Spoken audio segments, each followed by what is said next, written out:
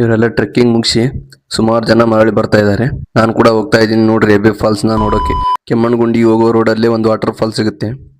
ಇದರ ಹೆಸರೇ ಹೆಬ್ಬೆ water fall ಅಂತ. ಫಸ್ಟ್ ನೀವು ಈ ಹೆಬ್ಬೆ ವಾಟರ್ ಫಾಲ್ ನೋಡ್ಕೊಂಡು ಕೆಮ್ಮಣ್ಣಗುಂಡಿಗೆ ಹೋದ್ರೆ ನನ್ನ ಪ್ರಕಾರ ಬೆಸ್ಟ್ ಅನ್ಸುತ್ತೆ. ನಾನು ಕೂಡ ಚಿಕ್ಕಮಗಳೂರಿನಿಂದ ಬಂದೆ ಈ ಹೆಬ್ಬೆ ವಾಟರ್ ಫಾಲ್ ನೋಡೋಕೆ. ಈ ಕಡೆ ಸುಮಾರು ಜೀಪ್ಗಳು ಮತ್ತು ಪ್ರೈವೇಟ್ ವೆಹಿಕಲ್ ಗಳು ನಿಂತಿವೆ. ಈ ಫಾಲ್ಸ್ ನ ನೋಡೋಕೆ ಪರ್ ಹೆಡ್ 599 ರೂಪಾಯಿ ತರಿಸುವಂತ ತೆಗೆದುಕೊಳ್ತಾರೆ ಪರ್ ಪರ್ಸನ್ಗೆ. ಸುಮಾರು 8 ರಿಂದ 10 ಜನ ಹೋಗ್ಲೇಬೇಕು, ಇಲ್ಲ ಅಂದ್ರೆ ನಿಮ್ಗೆ ಬಹಳ ದುಡ್ಡಿನ ಭಾರ ಆಗುತ್ತೆ. ಆದ್ರೆ ನೀವು ಸ್ವಲ್ಪ ವೇಟ್ ಮಾಡಿ ಶೇರಿಂಗ್ ನಲ್ಲಿ ಹೋಗ್ಬೋದು. ನನ್ನ ಪ್ರಕಾರ ದುಡ್ಡು ಮಾತ್ರ ಬಹಳ ನಮ್ ಜೊತೆ ಬೇರೆ ಟ್ರಾವೆಲರ್ ಕೂಡ ಇರ್ತಾರೆ.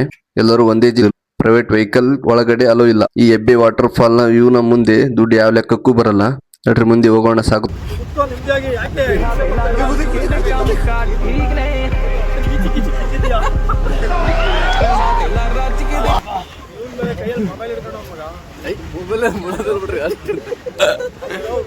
ಹಾಯ್ ಮಾಡಲಿ ಮಾಡಿದ್ರೆ ನನ್ನ ಮೇಲೆ ದೇವ್ರ ಕೈ ಮಾಡ್ತಿದ್ವಿ.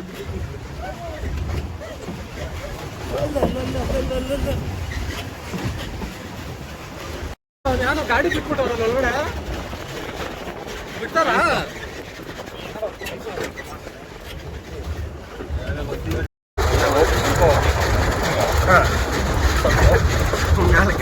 ಆದ್ರೆ ಇದು ಗಾಡಿಗೆ ಸರ್ವಿಸ್ ಜಾಸ್ತಿ ಬರುತ್ತಲ್ಲ, ಸಸ್ಪೆನ್ಷನ್, ನಾಲ್ಕನ್ ಇಂಜಿನ್, ಬ್ರೇಕ್ಸ್.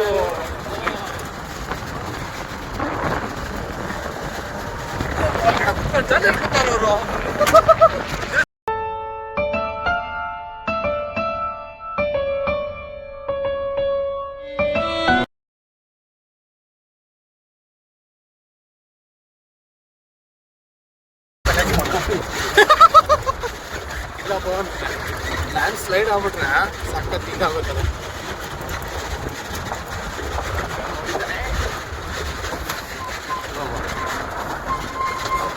ಅಲ್ಲೇ ಹೋಗ್ಬೇಕು ಇವಾಗ.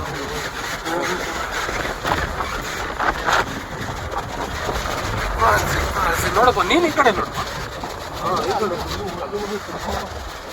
ಇನ್ನೊಂದು ಹೋಗ್ಬೇಕಾ ಬೆಟ್ಟ ಡೌಟ್. ಅಲ್ಲಿ ಚೆಕ್ ಪೋಸ್ಟಲ್ಲಿ ಕ್ಯಾಶ್ ತೆಗೆದುಕೊಳ್ಳೋದಿಲ್ಲ, ಬರೀ ಆನ್ಲೈನ್ ಪೇಮೆಂಟ್ ಇರುತ್ತೆ. ಆನ್ಲೈನ್ ಪೇಮೆಂಟ್ ಇರೋದ್ರಿಂದ ಎಲ್ಲಿ ನೆಟ್ವರ್ಕ್ ಬರ್ತಾ ಆ ಜಾಗದಾಗ ನಿಂದ್ರಿಸಿ. ಎಷ್ಟು ಮಾಡಬೇಕು ಸರ್? 4 ಜನ ಅಲ್ಲ? ಹೌದು. 2360 ಹಿಂಗೆ ಬಂಟು ಹಂಗಪ್ಪಿ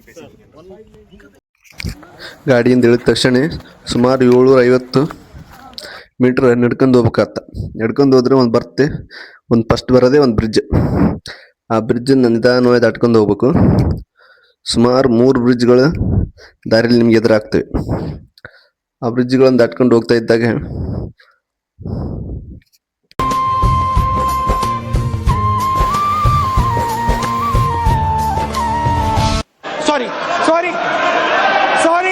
ಸಾರಿ ಹಾಗೆ ನಿಧಾನವಾಗಿ ನಡ್ಕೊಂಡು ಹೊರಟ ನಾನು ದಾರಿ ಮಧ್ಯೆಯಲ್ಲಿ ನೀರಿನ ರಭಸ ಕಿವಿಗೆ ಕೇಳತೊಡಗಿತು.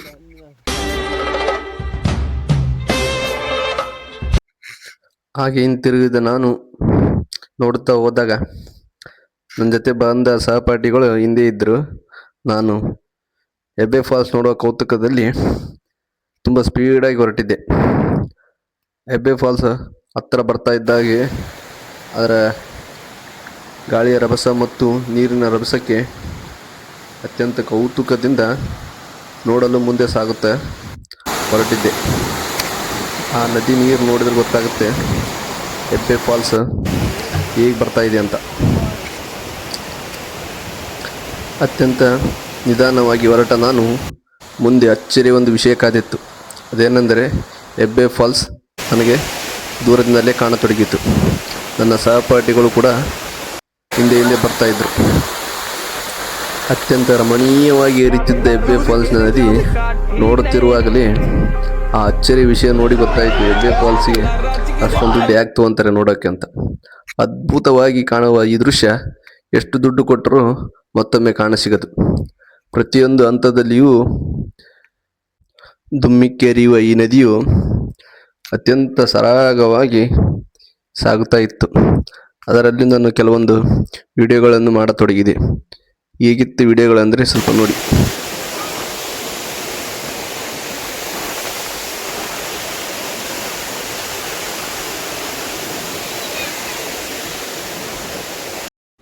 ಬಂದರು ಲೈಫ್ನಲ್ಲಿ ಒಮ್ಮೆ ಆದ್ರೆ ಈ ಜಾಗ ನೋಡಿ.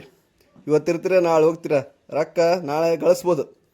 ಈ ಟೈಮ್ ಬರಲ್ಲ, ಟೈಮ್ ಇರುತ್ತೆ ಹೋಗುತ್ತೆ. ಇವಾಗಲೇ ವಯಸ್ಸಿದ್ದಾಗ ಟ್ರಿಪ್ ಮಾಡಿ, ನಾಳೆ ಮುದುಕರಾಗಿನ ಟ್ರಿಪ್ ಮಾಡಿದರೆ ಅದು ಮಜಾ. ನಗು ನಗುತ್ತಾ ನಲಿ ನಲಿ ಏನೇ ಆಗಲಿ. ಈ ಡಾಕ್ಟರ್ ರಾಜ್ಕುಮಾರ್ ಸಾಂಗ್ ಆಡುತ್ತಾ ಹೊರಟೆ ನಾನು ಎಬ್ಬೆ ಫಾಲ್ಸ್ ನೋಡೋಕ್ಕೆ. ಎಬ್ಬೆ ಫಾಲ್ಸ್ ನೋಡೋಕ್ಕಂತರೂ 2 ಕಣ್ಣು ಸಾಲದು. ಆಗ ನೋಡಿ ಇಲ್ಲಿ ಅಂಕಲ್ಗಳು ಬಂದಿದ್ದಾರೆ ನೋಡ್ರಿ. ಎಬ್ಬೆ ಫಾಲ್ಸ್ನ ಅತ್ಯಂತ ಮೈ ಜೀವನಿಸುವ ರಮಣೀಯವಾದ ದೃಶ್ಯ. ಈ ದೃಶ್ಯ ನೋಡ್ತಾ ಇದ್ರೆ ಇಲ್ಲೇ ಕಳೆದೋಗ್ಬೇಕು, ಆ ಥರ ಇದೆ ಈ ದೃಶ್ಯ.